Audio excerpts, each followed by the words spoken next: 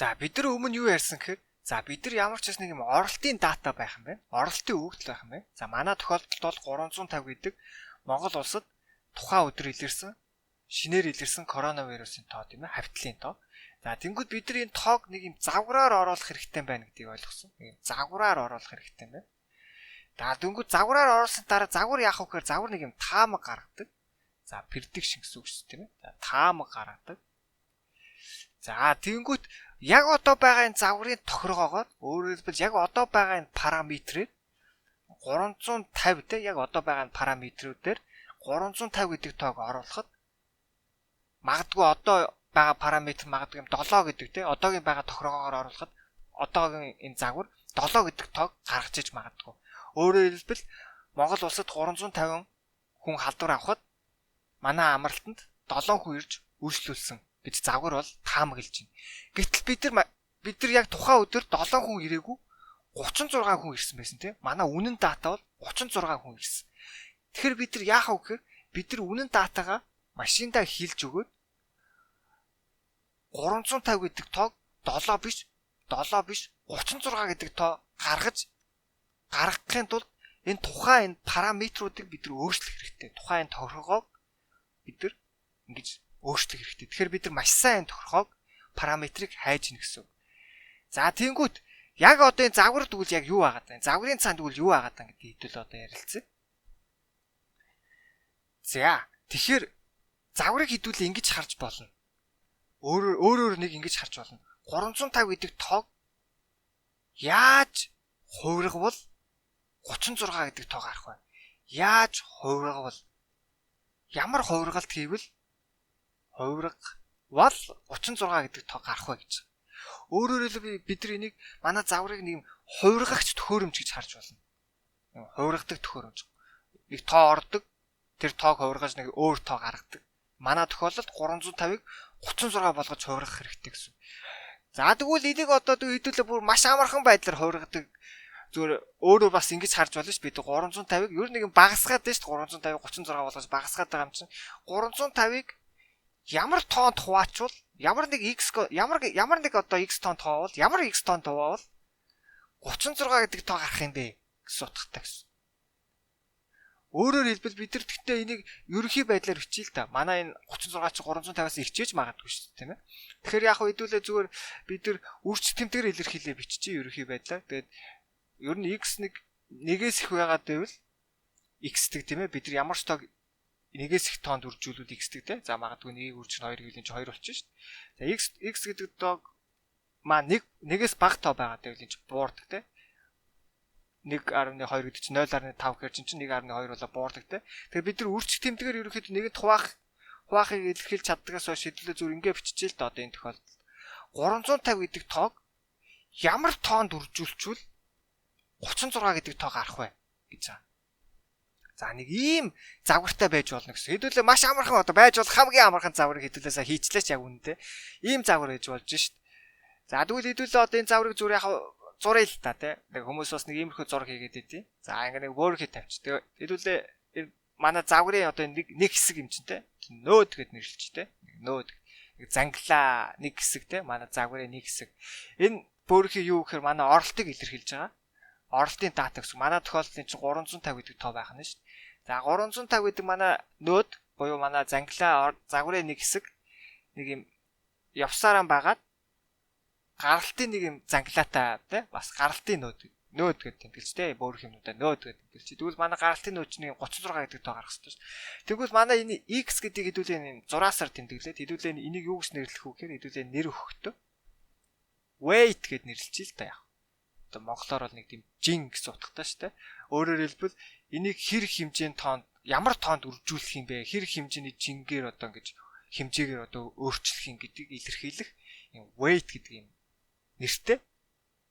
За манай энэ бол параметр болж ирнэ гэсэн үгтэй нөгөө бидний яриад байгаа нөгөө тохиргоо маань нэг тохиргоо маань энэ weight гэдэг нэртэй болж ирж байна гэсэн. Тэгэхээр яг хөө манай загварыг хэдүүлээ харах юм бол нэг 2 3 юм байна шүү дээ. Нэг 2 оролт гаралтын 2 нөөдтэй, тэгээ нөөдүүдтэй. Тэнгүүтээ дундаа нэг юм одоо нэг цанглаа одоо юм weightтэй те параметртэй юм зураасаар тэмдэглэсэн хэдүүлээ weight те хооронд ингээ холбож байгаа учраас яг хөө холбоосыг илэрхийлэх гэж 6 хасаар тэмдэглэсэн.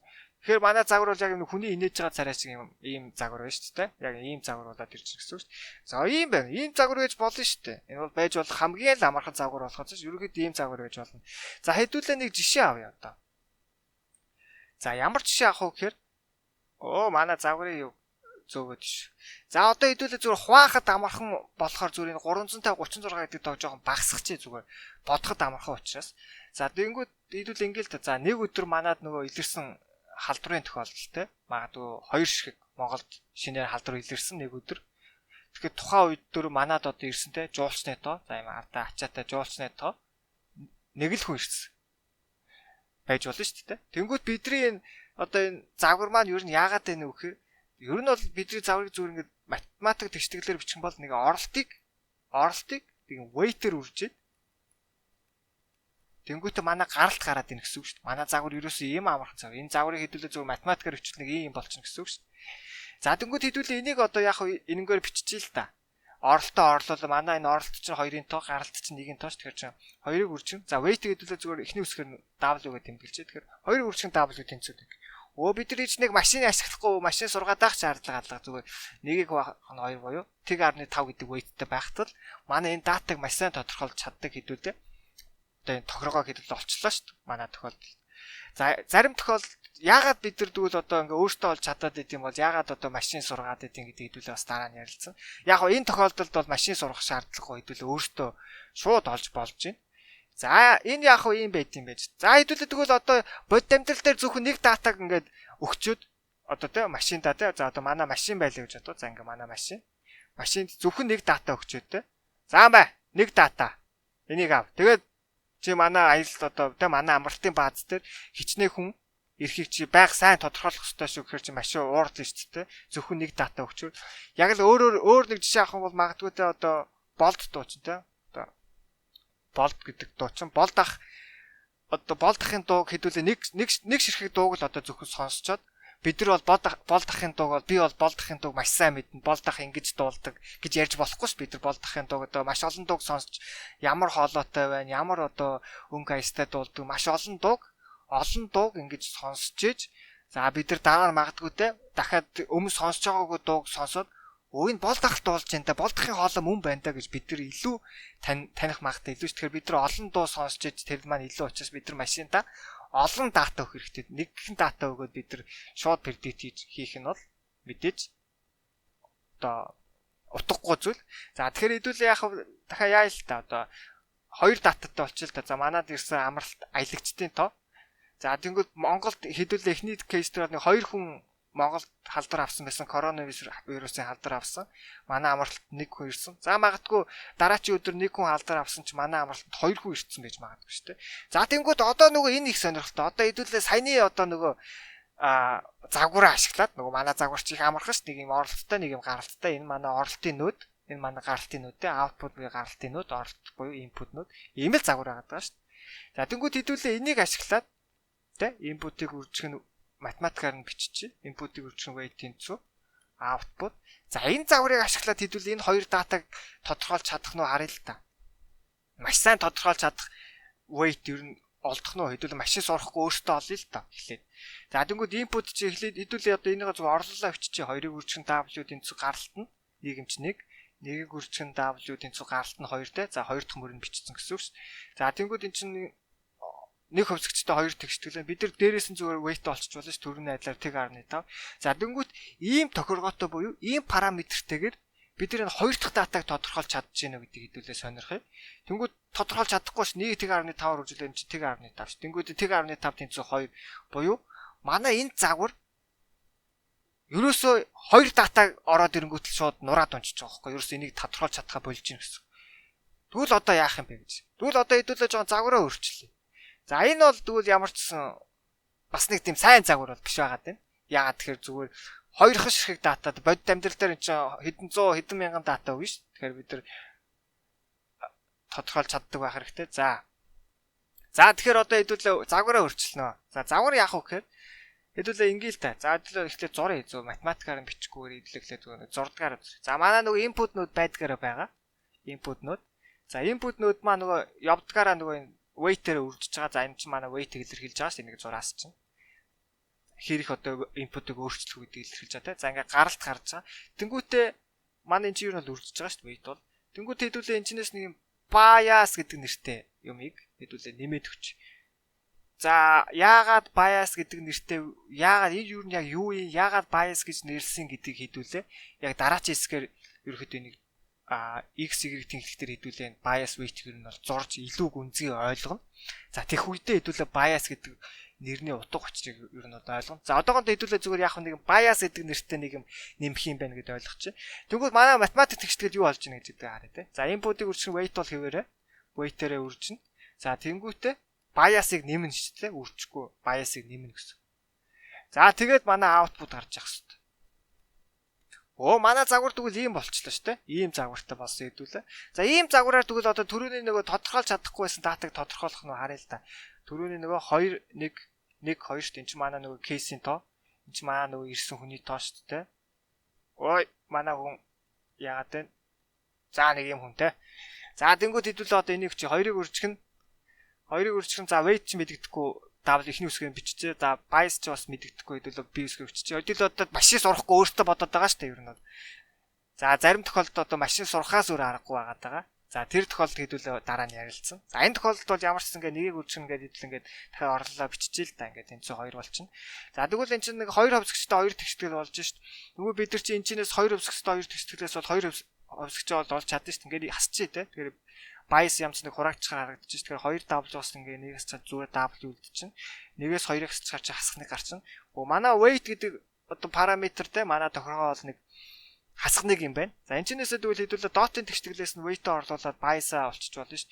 Тэгвэл энэ чинь хасахныг нэмэх нь bias тэнцүү 2 буюу bias ер нь бол 3 гарна шүү дээ. Энэ чинь орчиж нэмэх болчих шүү. Ийм шүү. Манай bias weight-ээр илэрхийлдэг. Манай энэ загвар дээр тэгвэл ийм гарч байгаа юм шүү. Хэдүүлээ одоо тэгвэл энэ манай энэ датаг ийм тохиргоотой илэрхийлж чадж байгаа нь харъя л та. За энэ чинь буцаа орлуулаа бичнэ гэсэн үг шүү дээ. Манай дээдлийн тэгштгэл дээрээ. За тэгэхээр 2 input-ыг үржих манай weight чинь хасахныг нэмэх нь bias чинь 3 тэгэхээр 1 гарна шүү дээ. Энэ болж байна. За чамааг бол ямар ч тодорхойлжлаа юм байна. За хоёр дахь датаг үзье л да. Нэг үржих нь хасахныг нэмэх нь 3. 2. Энийг нь бас тодорхойлж чадчих шүү дээ. Манай энэ чинь гаралт чинь ер нь бол энэ шүү дээ. Энийг бас тодорхойлж. Тэгвэл манай энэ чинь түрүүнийхийг тодорхойлж чадахгүйсэн юмыг bias-ыг нэмээд тодорхойлж чадчих шүү дээ. Тэгэхээр энэ чинь ямар ч нэг юм weight bias байх хэрэгтэй юм шүү. Хэдүүлээ ямар ч нэг ийм юутай байвал бас нэг арай дээр тодорхойлдог юм загвартай болчихлоо шүү дээ. За тэгэхээр ер нь бол яг уу одоо янз ийм загварыг бол ашигладаг neural network дээр ерөөс нэг юм weightтэй, biasтэй, ийм параметруудтай ийм загварыг ашигладаг. Энийг гэдэг маш олон давтаад байдаг ерөөсөө ингээл давтаал хэд дахинтай мянган ширхэг болгодог ч юм уу те ингээд давтаал байдаг. Ийм гол суурь загвар нь ерөөсөө энэ загвар. Тэгээ энийг л маш олон давтаад байдаг. За тэгээ яах вэ бас заримдаа энэ нь ингээд одоо манай датаг сайн тодорхойлохгүй зарим нөхцөлд. Тэгэхээр яах вэ гэхээр бид нар нэг дунд нь нэг юм одоо тэ за хэдүүлээ энийг дараа нь ярина. Ер нь бол яах вэ hidden layer гэдэг дунд нь юм layer хийж өгөөд энийг нэг юм шугамн бусаар хувирах хэрэгтэй. Тэ шугамн бус болгодог. За хэдүүлээ энийг бол одоо дараа нь ер нь ярина. Бид нар энийг дараа нь ярина. За одоохондоо яах вэ ингээд хамгийн гол суурь загвар бол ерөөс энэ байгаа. Бид нар weight болон weight-ийг оролтыг нэг weight-ээр үржиж bias-ыг нэмээд манай нөгөө гаралт гардаг. Ийм загвартаагаар ерөөхдөө одоо бол ямар ч хийсэн ийм загвартаагаар ажилдаг. Манай одоо бүх одоо deep learning neural network-ийн одоо алгоритмууд. За магадгүй ирээдүйд одоо дахиад нэг өөр юм нэмж магадгүй шүү дээ. Энд одоо заавал ийм байх хэрэгтэй гэсэн юм байхгүй шүү дээ. Одоо юу гэдэг дахиад нэг өөр юу гэдэг чи bias гэхгүй одоо мууяас гэдэг ч юм уу те мууя гэдэг юм нэмээд тэнгуүтэ энэ чинь бараад илүү сайн тодорхойлдог болж магадгүй шүү. Гэхдээ энэ чинь мууяг bias хоёр юм нэмээд байвал энэ чинь утгагүй шүү дээ. Арай нэг өөр одоо те бас нэг юм байхгүй бол чи зүгээр bias дээр мууяг нэмснээс ялгаагүй тэгээ bias гэдээ оруулаад ирсэн чи баг болно шүү дээ. Тэгэхээр арай нэг өөр юм бас орж ир магадгүй. Одоохондоо бол ямар ч хэлсэн одоо бүх одоо гол суурь загвараар ерөөсөө нэг weight болон biasтай юм загвар байгаа юм гэсэн. Одоо тэгэхээр нэг гол асуулт гарч ирнэ. Яагаад одоо тий зөвхөн weightтэй байхад бид нар энэ хоёр датаг тодорхойлж чадахгүй шүү дээ. Яагаад bias-ыг нэмчихэд Яагаад энэ bias гэдэг зүйлийг нэмчихэд манай энэ хоёр датаг тодорхойлж чадаад байна. За магадгүй одоо тэгээд дараачийн асуулт 3 ширхэг дата болчвол тодорхойлж чадах юм уу? Манай энэ одоо bias weight-тэй бид энийг тодорхойлж чадах юм уу? 3 ширхэг магадгүй одоо 300 дата болчвол яг манай орж ирж байгаа дата те 300 өдрийн дата ороод ирэхэд зөвхөн weight bias-аар тодорхойлж чадах юм уу гэдэг асуултууд гарч ирнэ гэсэн. За энийг хэдүүлээ дараачийн хэсгээрээ ярилцъя.